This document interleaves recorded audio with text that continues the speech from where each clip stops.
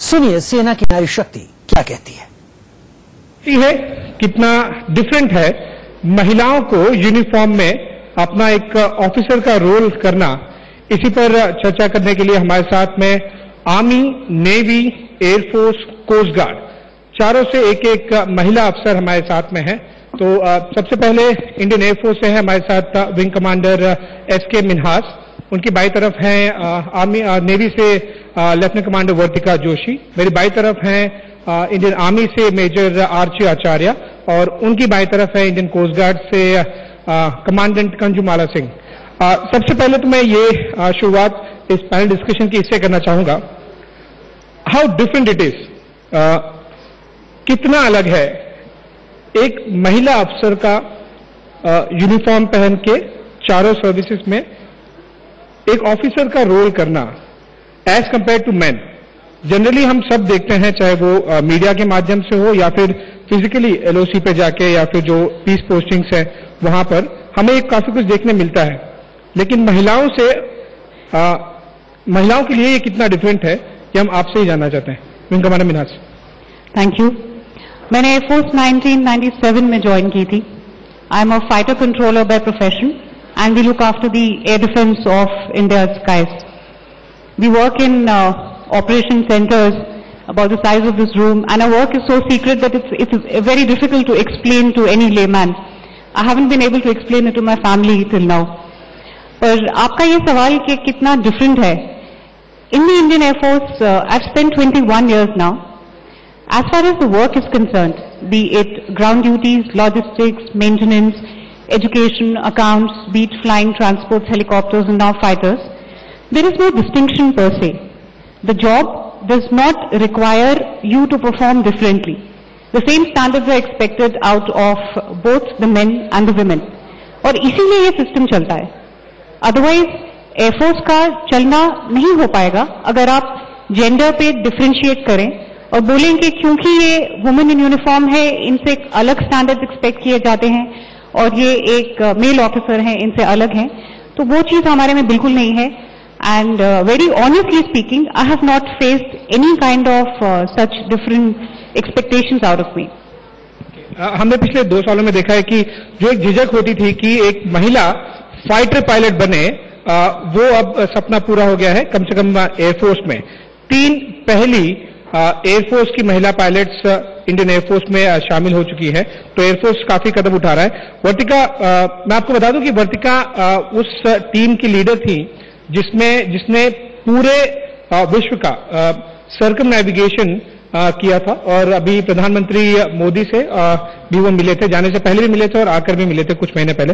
वर्तिका, कितना डिफरेंट रहता है, क्योंकि एयरफोर्स का एक अलग डोमेन है हवा में, नेवी का अलग डोमेन है ज्यादातर समंदर में। क्या उस डोमेन में एक महिला अफसर होने के नाते जॉब प्रोफाइल और जो रोल है एक महिला अफसर का नेवी में अलग हो जाता है as compare to a man in uniform? Like wing commander Minhas she said कि जो सबसे अटमोस्ट इम्पोर्टेंस है डिफेंस फोर्सेस में वो है to protect the country. As long as we are working towards one goal, what gender we belong to does not really matter. And I think the best part about the armed forces is that it acts as an equalizer. You know, चाहे आप rich हो या poor हो, आपका color क्या है, caste क्या है, creed क्या है, आप man हो या women हो, at the end of the day, it's the mission which you have been tasked for that holds the maximum priority. And I have personally not faced any such situation where there has been a distinction between a male or a female. I am given some task and I perform my duty. And whilst I am performing my duty, I never really feel कि मेरा gender क्या है. So I think that is the best part about the armed forces, that they do not distinguish between the genders. उस हवाई जहाज को ये पता नहीं चलता कि एक मैन उसे उड़ा रहा है, उस शिप को पता नहीं चलता कि एक मर्द उसे नेविगेट कर रहा है, और एक गन को भी नहीं पता चलता कि एक मैन उसे फायर कर रहा है या एक वुमेन फायर करती है। मेजर आरची आचार्य, आर्मी सबसे बड़ी फोर्स है इन टर्म्स ऑफ नंबर, चारों में, army, navy, air force, coast guard में. आर्मी में क्या ये ज्यादा डिफरेंस होता है? बिफोर आई स्टार्ट, मैं आपके सवाल में एक्चुअली जवाब छुपा है. यूनिफॉर्म का मतलब जो हम हिंदी में समझते हैं उसका मतलब है एक रूप, यानी कि एक समान. सो आई थिंक इस सवाल का जो जवाब है इस सवाल में ही है दैट क्योंकि हम सेम कपड़े पहनते हैं तो हमारी शुरुआत से, जब से मेरी ट्रेनिंग हुई है तब से ही हम एक समान ट्रीट किए गए हैं. मुझे कभी भी मेरे काउंटर पार्ट्स के साथ ये नहीं बोला गया कि क्योंकि तुम लड़की हो तो तुम्हारे लिए लागू नहीं है और तुम लड़के हो तो तुम जरूर ये काम करोगे. हमने जितनी ट्रेनिंग साथ में करी उतनी पनिशमेंट साथ में खाई, सब कुछ हमने साथ में किया. तो मुझे नहीं लगता कि इंडियन आर्मी या कोई भी डिफेंस सर्विसेज डिस्टिंग्विश करती है विद द रोल और the quality of work which we are given, कि हम लोग को, हम जिस भी चीज के लिए केपेबल हैं हमें सारी चीजें हमने साथ में करी है. सो आई डोंट थिंक कि यूनिफॉर्म एक हमारा बैरियर है जो हमें डिफरेंशिएट करता है लड़का या लड़की से. सो आई थिंक तो जो रूल अप्लाई होता है यूनिफॉर्म में कि कास्ट, रिलीजन, बाकी फर्क नहीं पड़ता, तो जेंडर को के लिए भी वही एक सेम परसेप्शन है. और हाँ, डेफिनेटली, मतलब बट अभी भी देयर इज अ परसेप्शन, लोगों का परसेप्शन रहता है कि when you think of a soldier, तुम्हारे दिमाग में सबसे पहले थॉट ये आता है कि वो लड़का ही होगा. बट ऑफ कोर्स सोसाइटी बदल रही है. मुझे मतलब विमेन इंडक्शन स्टार्ट हुए करीब 3 decades have passed and I am seeing the women induction being increased day by day. So ये अवेयरनेस भी बहुत ज्यादा बढ़ रही है जो हम देख रहे हैं. Women induction is started more in the forces. Women are going in fighter streams also like in Air Force. So ये एक बस एक mindset है और ये जेंडर एक it's just a state of mind. And I think we all can overcome it. बस क्या समय की बात है कि जैसे जैसे अब हमने पिछले 30 सालों में देखा है और जो भी 4 अफसर हमारे साथ हैं यहाँ पर, सब ने 10 से 20 साल के बीच में लगभग उन्होंने ऑलरेडी सर्विस कर चुके हैं. तो जिस तरह से रैपिडली चेंज हो रहा है सर्विसेज में महिलाओं का रोल, उनकी रिस्पॉन्सिबिलिटी और उनका इंडक्शन का रेट, वो आगे भी काफी बढ़ेगा. कोस्ट गार्ड के पर्सपेक्टिव से जानने की कोशिश करते हैं. कमांडेंट कंजुमाला सिंह, कोस्ट गार्ड में ये हम देखते हैं लैंड पे भी होते हैं और समंदर में भी होते हैं. हालांकि डीप सी में नहीं जाते हैं, वहां पर नेवी का रोल है. लेकिन कोस्ट गार्ड में किस हद तक आपको लगता है कि उनके जो रोल हैं, चाहे वो लैंड पे हो या फिर कोस्टल एरियाज में हो, महिलाओं को रोल या रिस्पॉन्सिबिलिटी अलग है मैन इन यूनिफॉर्म से? Well, personally, I would say, I will not say that it is not at all different. It is actually a bit different, but the differences is now no more. एक जमाना था जब महिला officers को कुछ difficulties face करनी पड़ती थी और अब वो डिफिकल्टीज ऐसा कुछ नहीं है. अभी उन्होंने अपनी कड़ी मेहनत से और अपनी दृढ़ शक्ति से इन सारी डिफिकल्टीज को हम नए विमेन अफसर्स के लिए खत्म कर दिया है.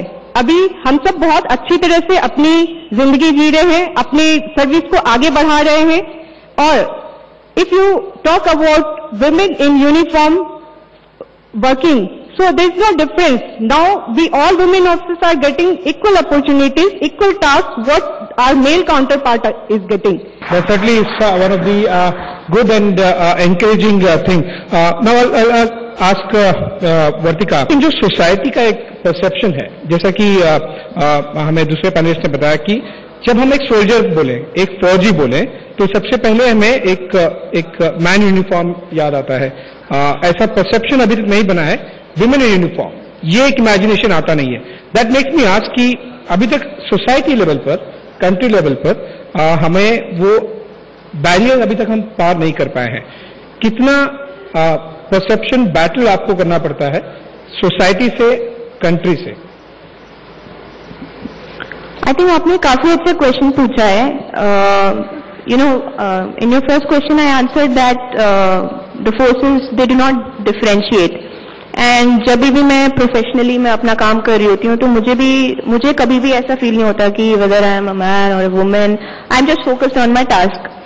But if you see in the contrary, there are still certain societal mindsets which really do not allow an individual to thrive to his or her fullest.